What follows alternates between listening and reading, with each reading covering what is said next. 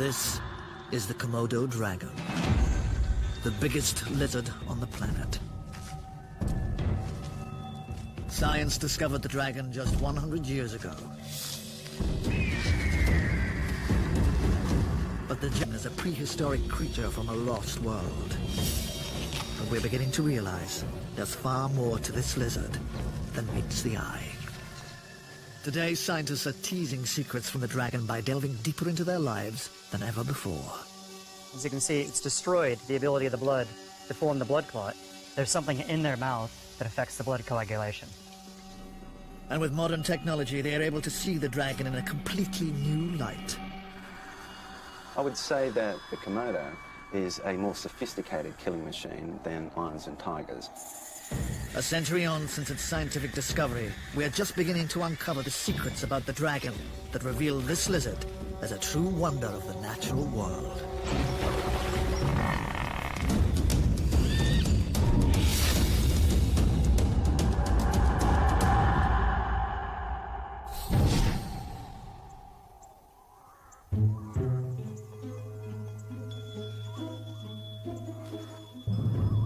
The largest lizard in the world attracts a lot of attention. Around 40,000 people come to Komodo National Park every year to see the legendary dragon.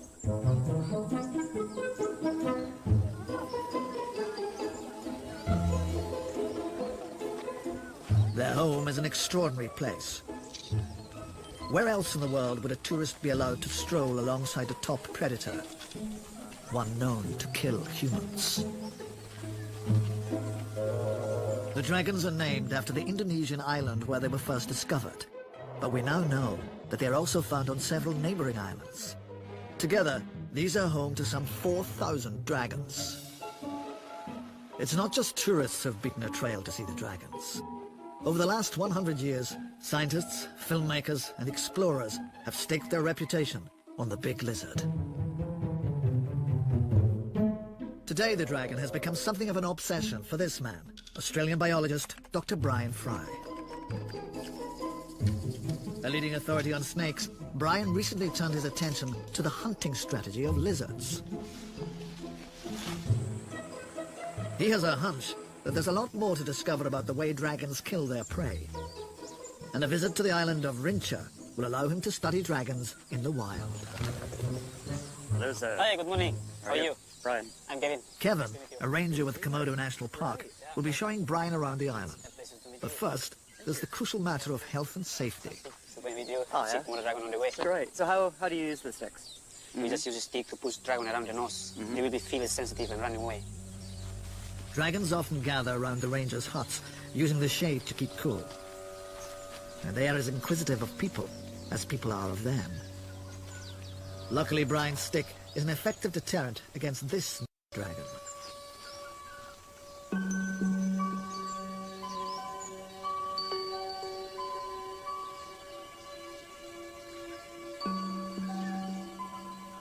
can see the huge throat that they have. The Komodo dragons and other monitor lizards have a bone in their throat, and they use that to inflate their throat out.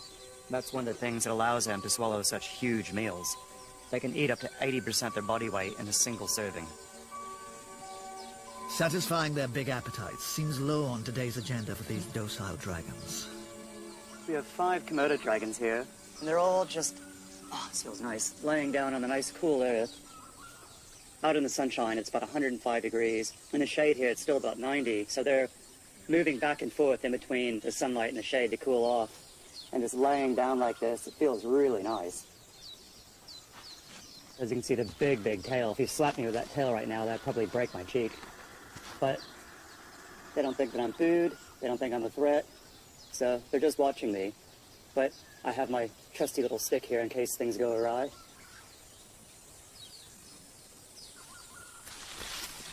They look like they're just sleeping, but anyway. If you're going to get close to dragons, you must be able to move fast. Luckily, this is just a small skirmish between 2 tetchy individuals. In dragon society, big means powerful. So when 2 heavyweights of roughly equal size come together, there can be only one outcome: a fight.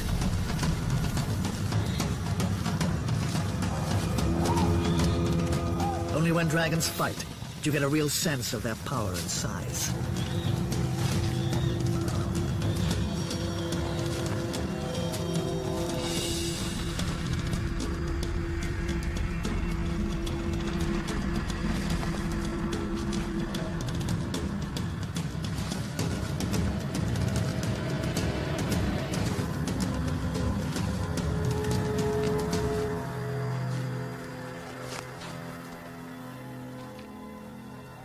For many years following their scientific discovery, we had no idea how big these dragons could grow. We now know the biggest males can grow to over 3 meters and weigh up to 100 kilos. To get a better idea of where the dragons are hunting and what they are killing, Kevin and Brian must head away from the ranger's station. Dragons are often found around waterholes, where they cool off in the heat of the day. During the dry season, water becomes a rare commodity and must be shared with other beasts.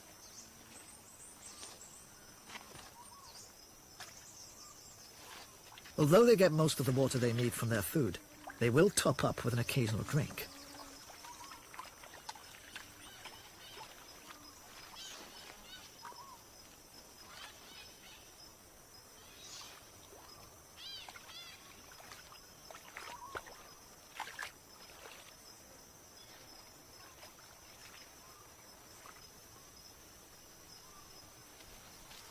But waterholes are also a perfect spot for dragons on the lookout for lunch. It's late afternoon, it's really hot. The buffalo are here to escape the heat, and it's a good opportunity for a Komodo dragon to come down and do a bit of hunting.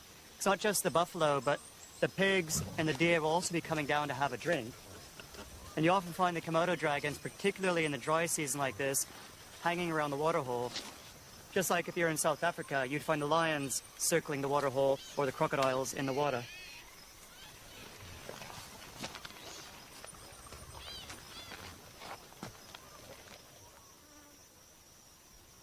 On the surface, these animals don't seem particularly cunning or calculating. But anecdotal evidence suggests dragons are smarter than the average lizard. They are keenly aware of everything going on around them, even when their eyes are shut. Komodo dragons are extremely alert. It's easy to confuse lack of movement with lack of awareness. He's not missing a thing. I'm sitting here playing a little game with him where when I open my eyes, he's closing his eyes and pretending to be asleep. But then the minute that I close my eyes, he pops his eyes open and starts checking me out. So he's just pretending like he doesn't know I'm here or doesn't care, but as soon as I pretend to go to sleep, he opens his eyes.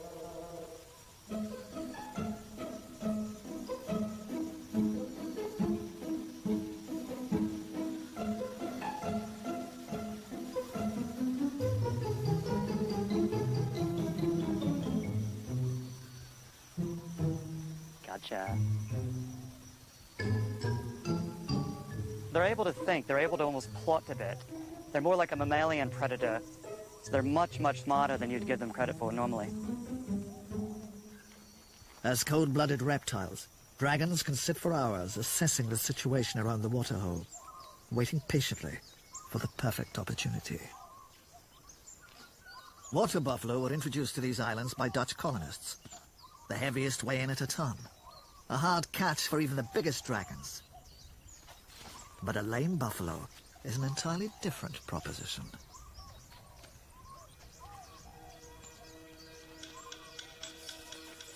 Dragons have an incredible sense of smell.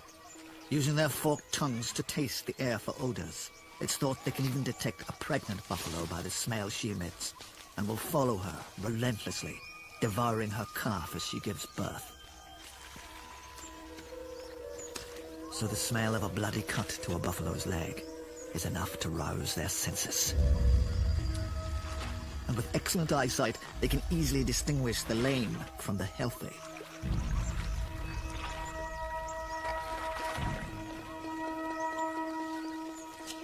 They can quite literally smell the buffalo's weakness, and several dragons soon circle the hapless animal.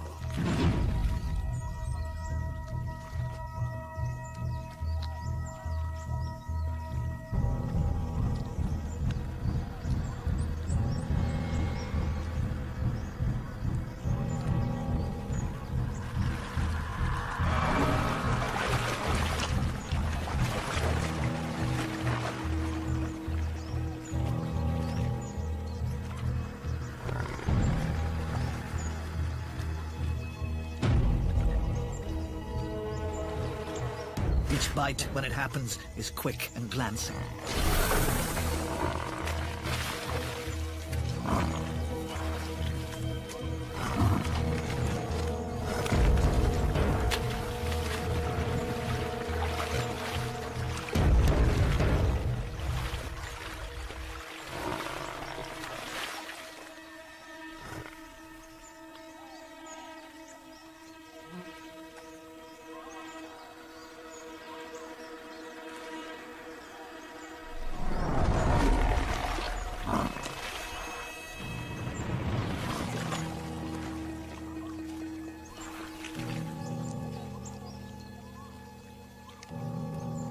The dragons are not working as a team.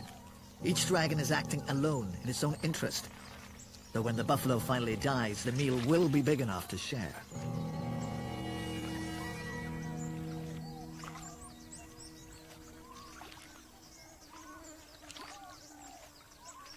The most remarkable thing about this scene is that no other lizard on the planet is able to kill in this way.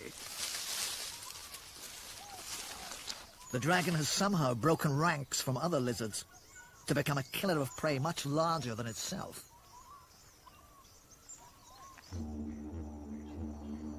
Brian and his colleagues believe this evolutionary leap happened not here in Indonesia, but thousands of miles away in Australia.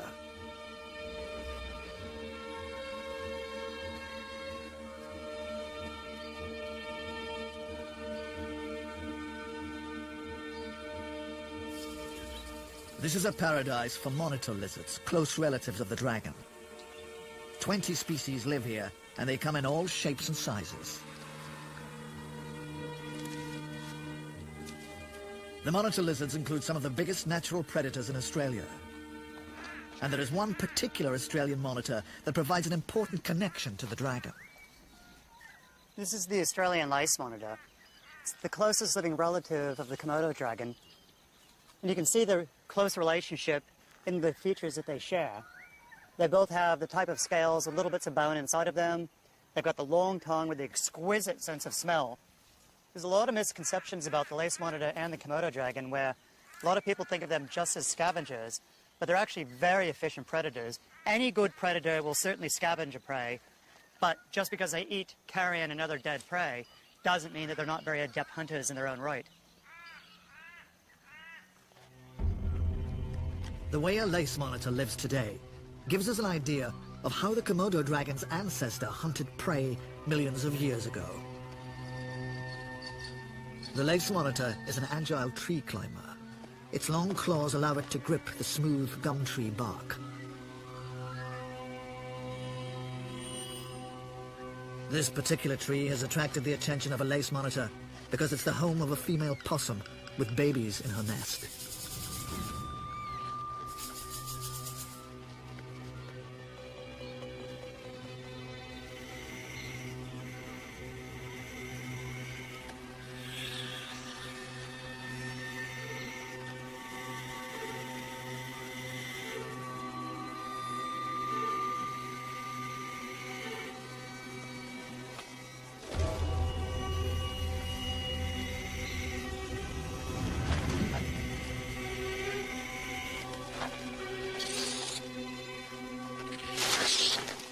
The possum's noisy defense forces the monitor to retreat.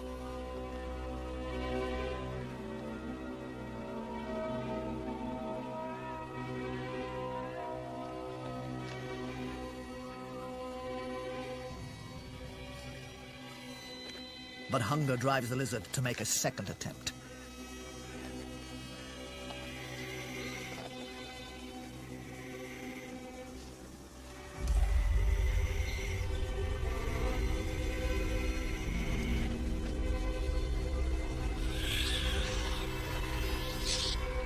Lunging into the possum's nest looks suicidal, yet the monitor seems hardly to notice the possum's bite.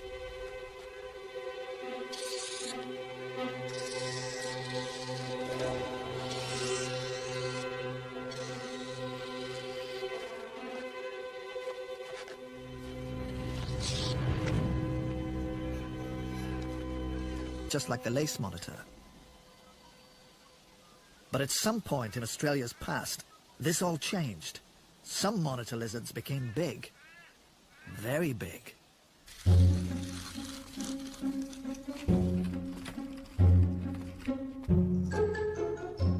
Paleontologist Scott Hucknall has been piecing together the past lives of these reptiles. The evidence comes in tiny fragments that, like a jigsaw, builds a picture of a lost world of giant lizards.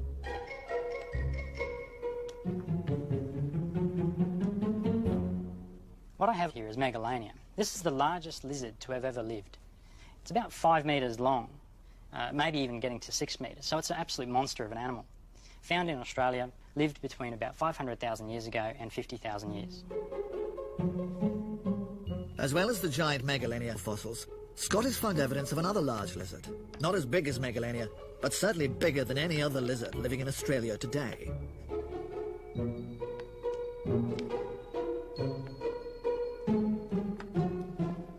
Now, originally it was thought that these bones were simply a small Megalania, a small individual. But when we look at the bones carefully, you can tell that they're actually from adults, so they were fully grown. So what that shows is that it was a completely different species.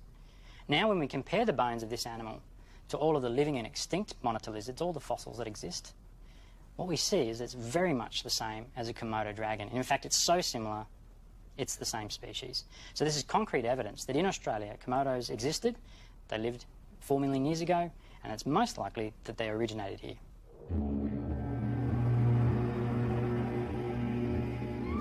Prehistoric Australia was full of giants. Back then, prey animals were dangerous quarry because of their size. To catch big prey, it helped to be a big predator.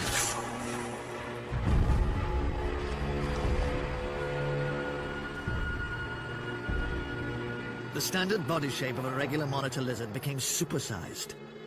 The Komodo dragon was one of the most successful of these giants, evolving from a smaller ancestor into a giant predator.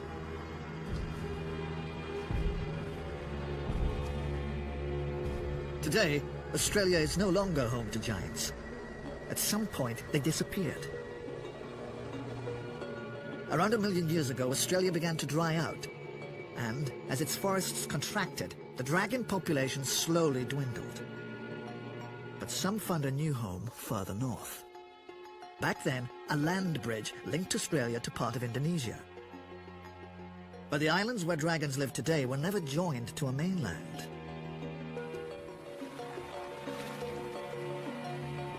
There was only one way dragons could have reached the central Indonesian islands: by swimming.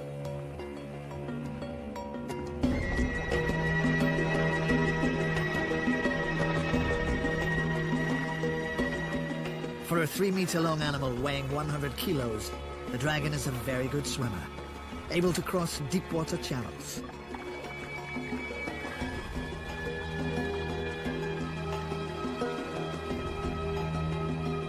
The first migrant dragons that reached these central Indonesian islands would have been in paradise. No other predators lived here, so that meant no competition for food. But for every castaway washing up on a beach, there is the possibility it will spend the rest of its life alone. So how did these Robinson Crusoes of the dragon world actually establish a population on these islands? It's only recently that we've discovered another extraordinary secret about the dragons. In extreme situations, females can reproduce without a male. It's a phenomenon that in a human would be seen as miraculous. Somehow, the dragon's body senses that normal conception isn't possible, and her dividing egg cells effectively create a sperm substitute, enabling her to fertilize her own eggs. For stranded dragons, it's a regular part of their desert island survival kit.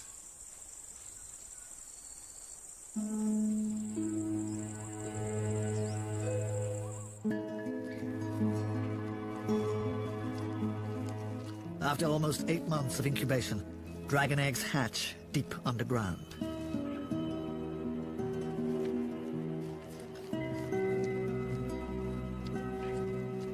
Their first instinct is to climb upwards and out of the nest.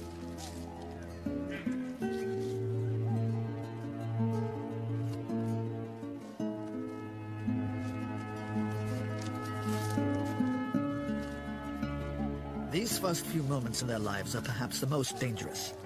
Staying on the ground makes them vulnerable to predators, and that includes bigger dragons on the lookout for a small snack. So the hatchlings must quickly head up into trees for safety.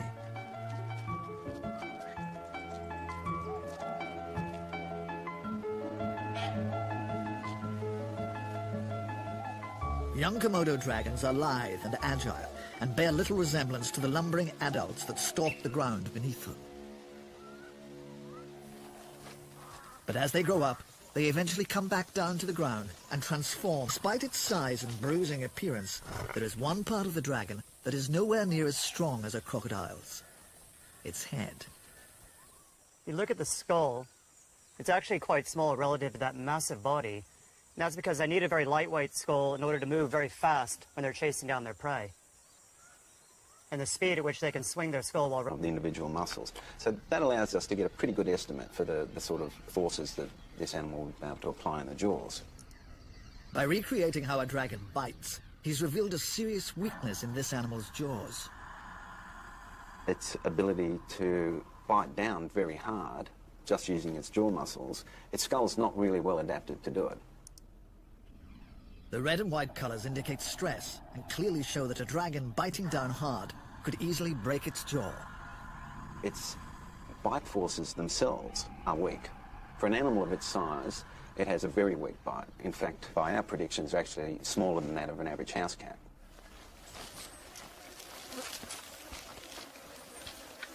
Despite its super lightweight skull, the dragon is able to kill prey weighing up to a ton.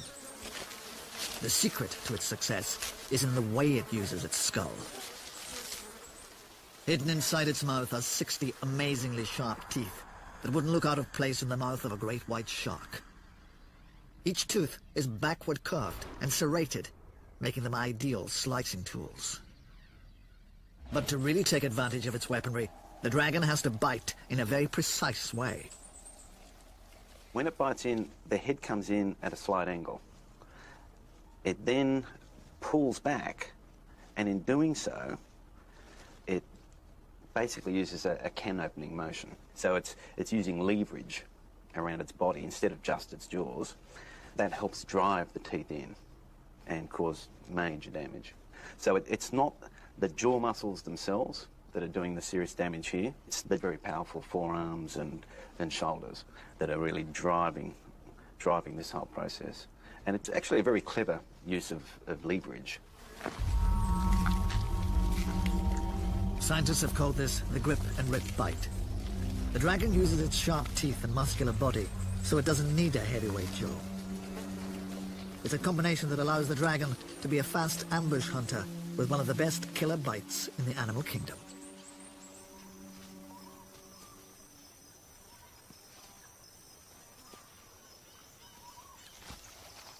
With a big dragon like this and a water buffalo, they can kill them, but it takes repeated bites over several days. What happens is that when they do the grip and rip, they'll do that several times, and then every time they catch up with the water buffalo, they'll hit him again. And this will leave more and more wounds on it, and they'll keep bleeding.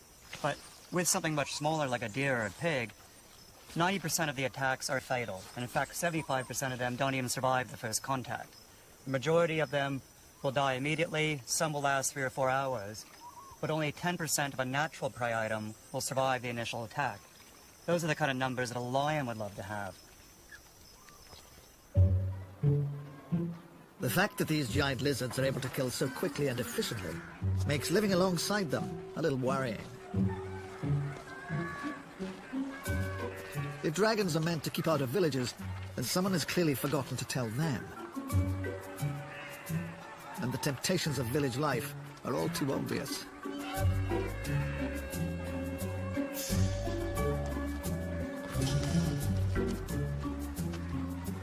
Brian is keen to find out more about the difficulties of living with dragons. So Kevin is taking him to the local police station. Hello. Hello. Selamat sore. Sore. Brian. Brian. How are you?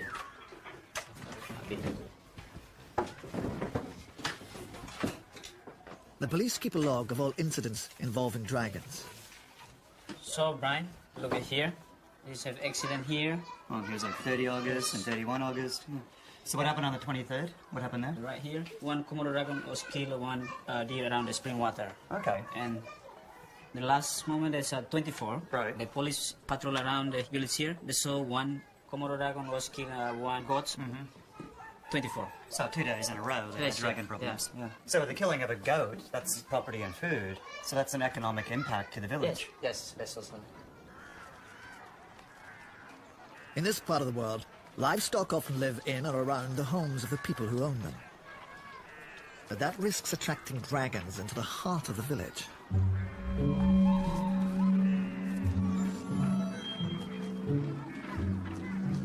Goats and chickens are an easy meal for dragons. But people have also been killed. Children are most vulnerable, and although attacks are rare, police records reveal just how cunning dragons can be.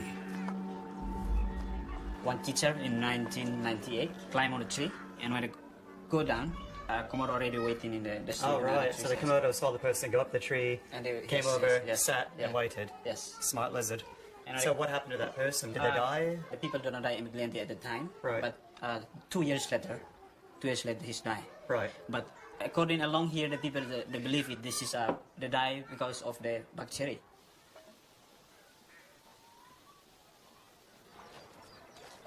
Here in Rincha, with the local villagers, they quite rightly fear the dragons because the dragons have killed villagers, and there's also a big economic impact where they're regularly taking goats and other livestock. It is interesting, though, that people believe things about the dragons that just can't be accurate. For example, one person was bitten, bled heavily, but he recovered. 2 years later, he died. In the intervening period, he wasn't sick. It's not like he was wasting away. He was healthy. But when he died 2 years later, they blamed it on his dragon bite. Now, we don't know what he actually died from, but there's no way that that was from the dragon bite. Infection is a word you often hear when people talk about dragons. Death by infection through a dragon bite is an idea that has been around for 30 years. The story goes something like this. Komodo dragons have dirty mouths full of lethal bacteria. When the dragon bites, it infects its victim with bacteria. So if its bite doesn't kill, the infection will. It's a story so wonderfully horrific, it has been endlessly retold, and today is one of the most well-known facts about Komodo dragons. Just ask the tourists. From what I've read, it's the bacteria from the mouth of the Komodo that actually leads to the slow death of the prey. They have a tremendous amount of bacteria in their mouths that can kill large water buffaloes. It was sort of a slow death, bacterial release, so it was sort of very painful. They got mouths full of bacteria, which sounds pretty nasty. Dragons are not unique in having bacteria in their mouths. A bite from a human could leave the victim with a nasty infection. But do dragons really use bacteria as a weapon to help them kill larger prey?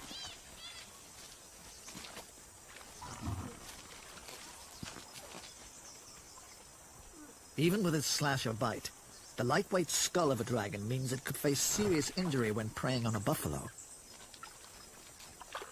Buffalo can be as much as 10 times the weight of an average dragon.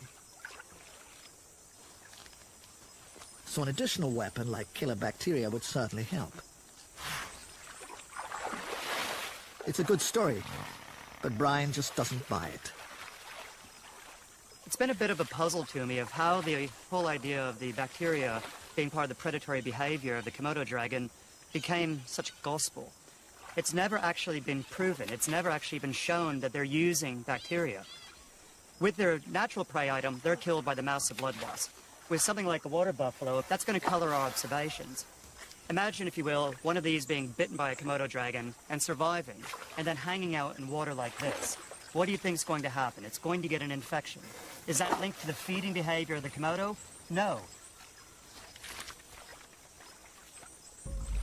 While some people believe infection comes directly from the mouths of the dragon, Brian's visit to Komodo National Park has shown him that there are many other potential sources, not least the rotten water where the dragon's prey loves to wallow. But there is something about the bacteria story that reminds Brian of the hunting strategy of another type of animal, one that he has studied for most of his career, the snake. There is one particular thing about snakes that has fascinated Brian for years: venom.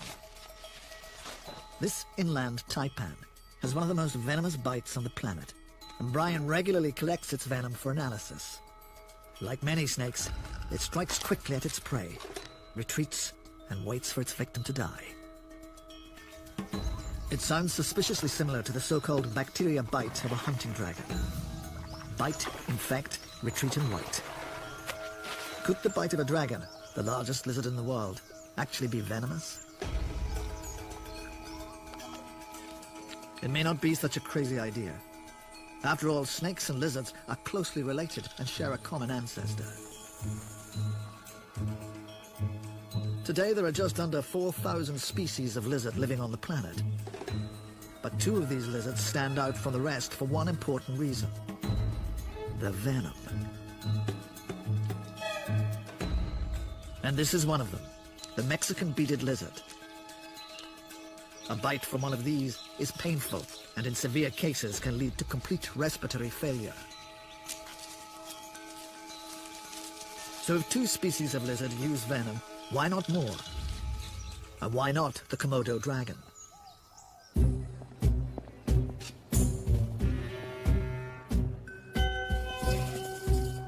A hospital in the Netherlands seems an unlikely place to find the answer. But Brian has always believed the best discoveries come from taking a different look at a familiar subject. This hospital boasts one of the best MRI scanning departments in the world, which is great for looking inside the heads of human patients.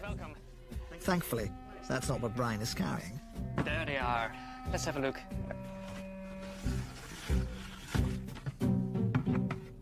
He has two pickled lizards on loan from a local museum. The first is the venomous Mexican beaded lizard. The second is the head of a female Komodo. Close up, the dragon's head has some features that makes Brian think an MRI scan is worthwhile. You can see very clearly that there's something that's running the length of the lower jaw. But by pressing on it, I can feel that it's not the jawbone, it's soft. That's definitely glandular material, that's not calcium. So the first thing we'll do is do an MRI of the beaded, then that'll be our control, because we know about that gland, we have a fairly good handle of what it's supposed to be like from published reports. And then once we acquire that data, we'll then put the Komodo dragon in and be able to compare and contrast between the two of them. The MRI scanner is usually used to look inside the heads of patients, helping diagnose illnesses such as cancer or Alzheimer's. This is the first time it is being used for something of a more reptilian nature. So, let's see what we're going to find.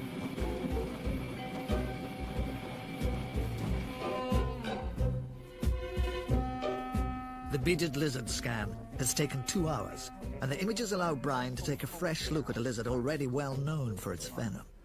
So these are the results. All right, so let's count the compartments for the beaded lizard. Bring it up just a bit further. All right, there, stop right there. So with the beaded lizard, it's supposed to only have one duct coming out, but with... Yeah, second duct over there. Yeah, and then here's a third one, here's a fourth one, 5, 6, so it's got 6 compartments in it. With just the one scan we've done right now, we've shown that it actually has 6 compartments.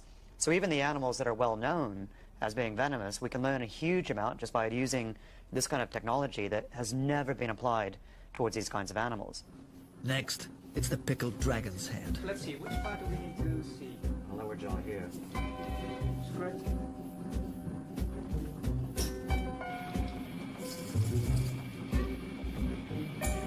It wasn't exactly designed in mind with the Komodo dragon, but we're learning so much by doing it, and it's such an incredible privilege to be able to do things like put a Komodo dragon head in MRI. I'd say this is easily the coolest thing I've ever done in science.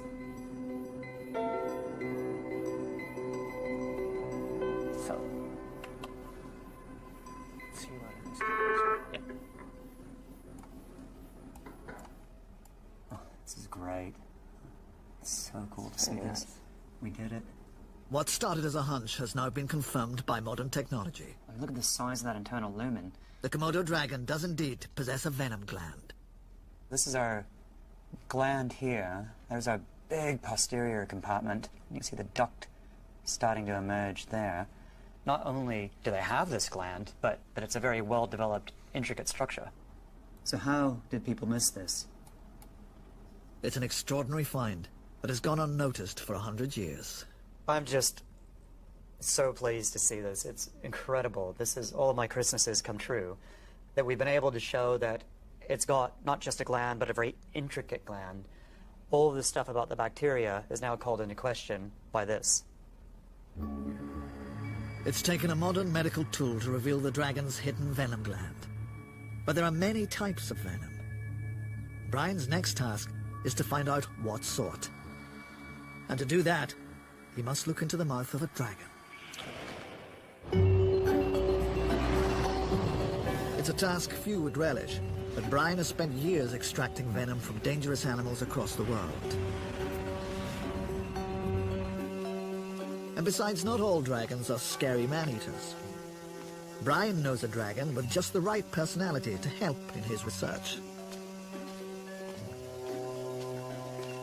It lives in Bali Reptile Park and happens to be very, very friendly.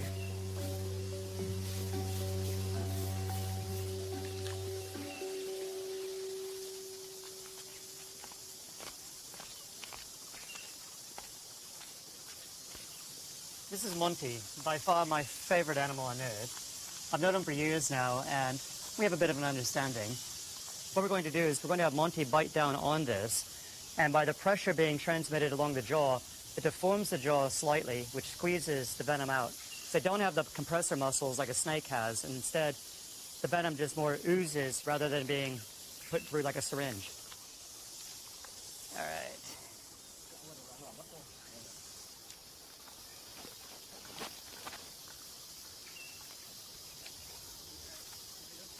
Perfect. Yeah, just keep it exactly like that. So as he bites down, that squeezes.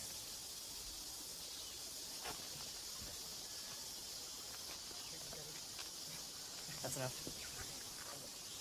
So, got just a little bit of his venom. He's got a lot more in there, but we don't want to stress him out. He's, of course, such a accommodating animal. So, sorry, Monty. You forgive me? Yeah, I'm forgiven. All right. He has some venom, but Brian needs one final ingredient to complete his test. His own blood. He adds the first sample of blood to some water to act as a control. The second is mixed with Monty's venom, then left for 20 minutes. Here are the results of our 20-minute blood test, where in the tube, without any venom, it forms a nice normal blood clot. While the tube with the sample from Monty, as you can see, it's destroyed the ability of the blood to form the blood clot. And that's exactly what would happen to a prey animal. That's why they continue to bleed. And it's a very illustrative way to show that there is something in the venom that affects the blood.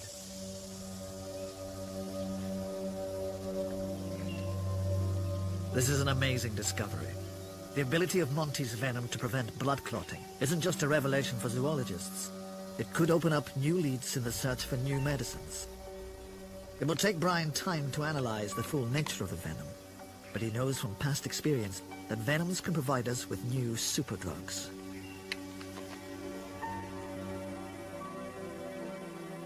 We now know that a small group of islands in the middle of Indonesia are home to the largest venomous animal on this planet. It's taken science almost 100 years to realize this. In hindsight, the clues were there all along. If you look in the lower jaw, you can actually see a bulge. That's the venom gland. If you look in the old reptile anatomy books, it's not in there. But if you look at the animal, it's a very obvious structure. The way to think about it is that it's a combined arsenal, that the teeth are the primary weapon. That's their first line of attack. And then what their venom does is it exaggerates the effects of the blood pressure. So it's basically, it's working in harmony with the teeth. Keeps the animal bleeding, drops the blood pressure further, and the closer you get towards a very low blood pressure, the sooner you reach unconsciousness.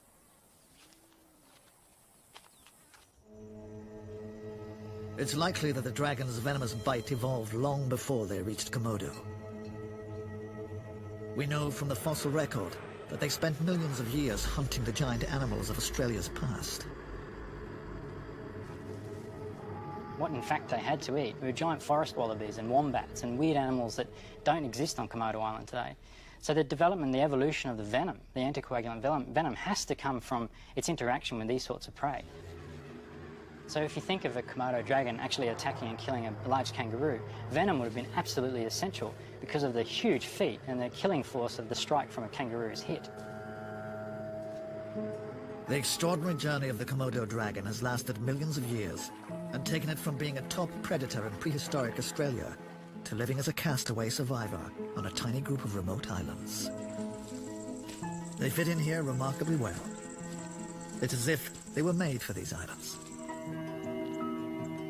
We know now their large size and their venomous ripping bite evolved to tackle large animals that have since gone extinct. But the dragon has survived by adapting to new opportunities and new prey.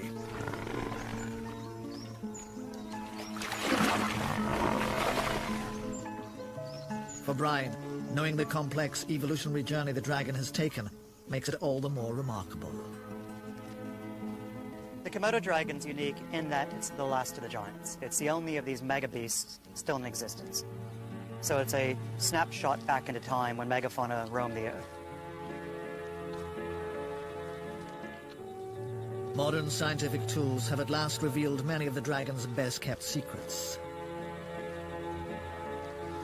It's a far cry from the early days of dragon research, when it was still a creature of myth and tall tales. Back then, explorers were relying entirely on their wits and enthusiasm simply to catch a dragon. And how they did that is another story.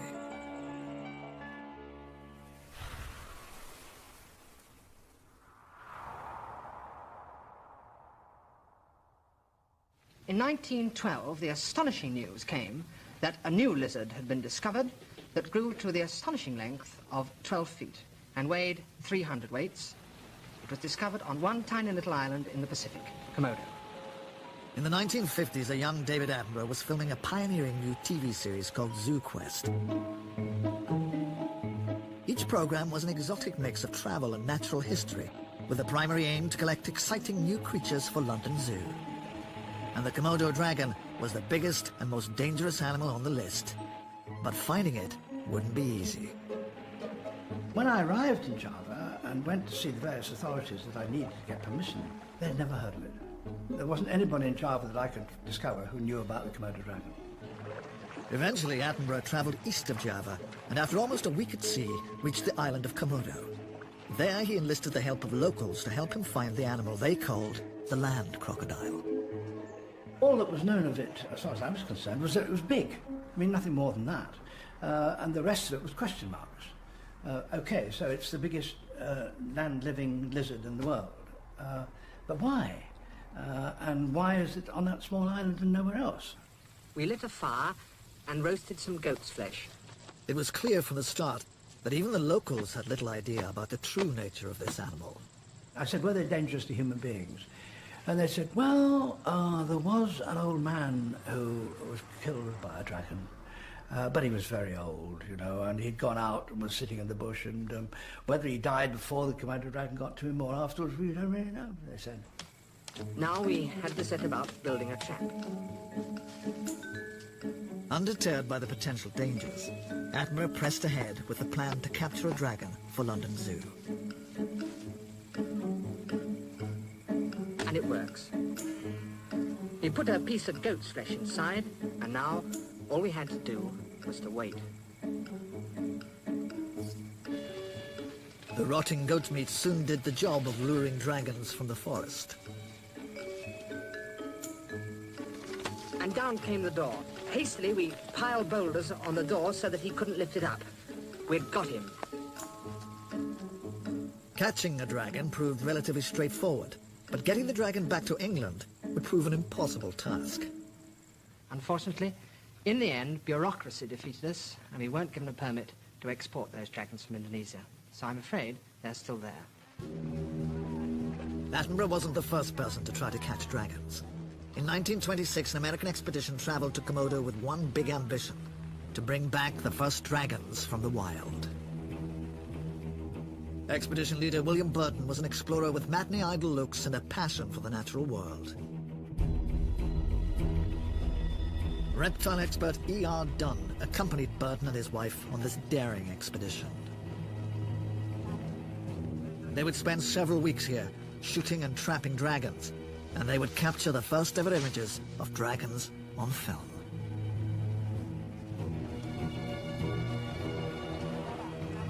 Only 2 dragons would make it back alive to America. The rest were mounted as museum exhibits. The presence of these giant creatures from a lost world in the metropolis of New York caused a sensation and ultimately inspired the movie King Kong.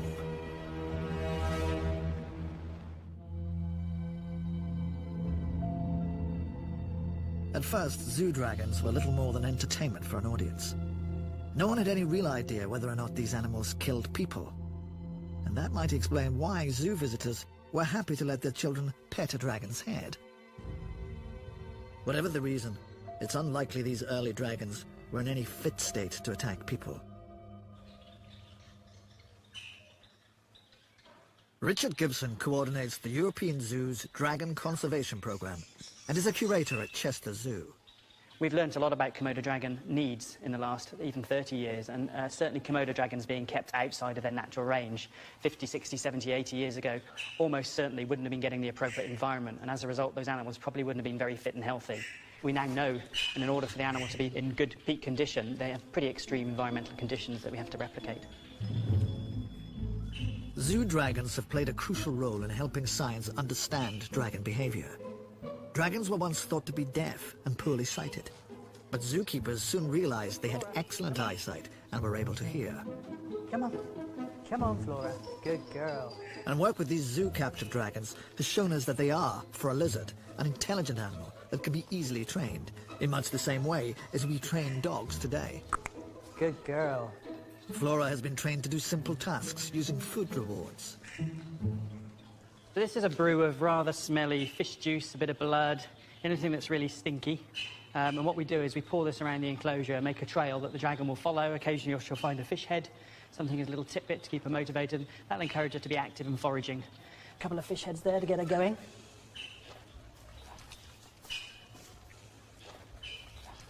We try and do some sort of enrichment every day, really. This sort of thing will just give her new smells, new things in her environment, give her a reason to hunt around and enjoy what's going on.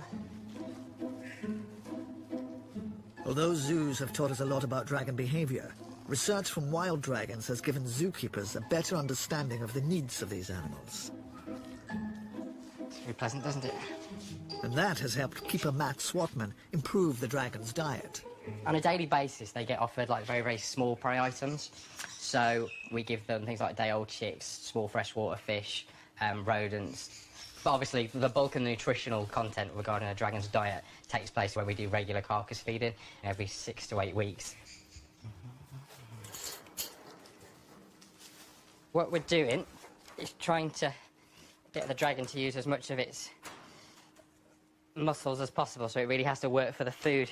Basically, in captivity, dragons have the capacity to be quite lazy, really, and they don't have to work very hard for their food.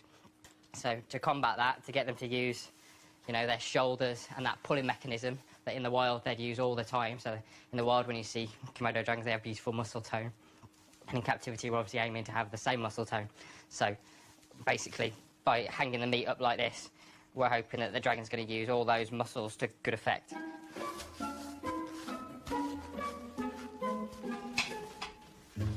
Trooper is a male dragon and has been introduced as a mate for Flora, but it seems she doesn't have much respect for him.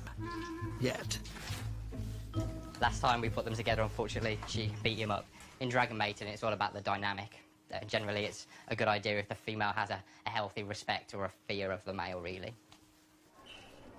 Breeding dragons rarely become headline news like pandas or gorillas. But Flora proved to be an exception. In fact, her journey to motherhood was so exceptional, some people hailed it as a miracle. She came to fame a few years ago when she was the first Komodo dragon in the world to knowingly produce parthenogenic offspring, virgin conception, eggs produced that were fertile without any interaction with a male. We didn't know about this in Komodo dragons before, so my colleague and myself, we organised... And whether in zoos or in the wild, dragons have pleased and awed crowds for almost a century. But there are no doubt many more secrets they have yet to reveal to their admiring audience.